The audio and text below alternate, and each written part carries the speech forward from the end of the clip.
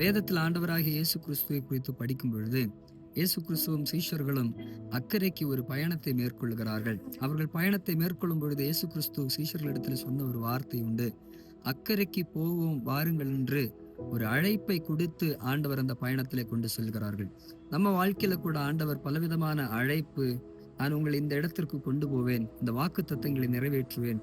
அவர் நமக்கு பலவிதமான தீர்க்க தரிசனங்கள், ஆலோசனைகள் எல்லாம் சொல்லி உங்களை அக்கறைக்கு கொண்டு சேர்ப்பேன் என்றெல்லாம் சொல்லி ஆண்டவர் நம்மை இந்த வாழ்க்கையில பயணம் செய்ய வைத்துக் கொண்டிருக்கிறார்.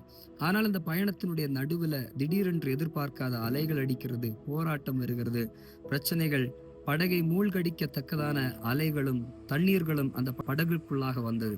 ஒருவேளை சீஷர்கள் நினைத்திருக்கலாம், அவ்வளவுதான், இதோட முடிஞ்சு போயிருச்சு, இதற்கு மேல அந்த பயணத்தை மேற்கொள்ள முடியாது, அக்கறையை நாம் சென்று அடைய முடியாது என்றெல்லாம் சீஷர்கள் நினைத்திருக்கலாம். ஆனால் இயேசு கிறிஸ்து படகுல இருந்ததுனால அவர் அக்கறைக்கு போவோம் வாருங்கள் என்று சொன்ன அந்த வார்த்தையை அவர் கனப்படுத்தி, அவ்வளவு அலைகள் அடித்த பொழுதும், அவ்வளவு பிரச்சனைகள் வந்த பொழுதும் கர்த்தர் அவர்களை கரை சேர்க்க வைத்தார். இந்த வார்த்தை கேட்கிற ஒவ்வொருவரையும் பார்த்து பரிசுத்த ஆவியானவர் இந்த நாட்கள்ல உற்சாகப்படுத்தி உங்களுக்கு திரும்பவும் நினைப்பூட்டுகிற ஒரு காரியம், அவர் உங்களுடைய ஏதாவது வாக்கு தத்தங்கள், தீர்க்க தரிசனங்கள், அழைப்பை கொடுத்து உங்களை இந்த விசுவாச பாதையில பயணிக்க வைத்துக் கொண்டிருக்கிறார் என்றால், அதன் நடுவில் எத்தனை அலைகள் அடித்தாலும், அந்த பயணத்தின் நடுவில் எத்தனை பிரச்சனைகள், கொந்தளிப்புகள், போராட்டங்கள் வந்தாலும் எதுவும் உங்களை நிறுத்தாது, எதுவும் உங்களை நடுவில் ஸ்டாப் பண்ணாது. நிச்சயமாக கர்த்தர் சொன்ன வாக்கு தத்தத்துக்கு நேராக அவர் உங்களை கொண்டு போவார்.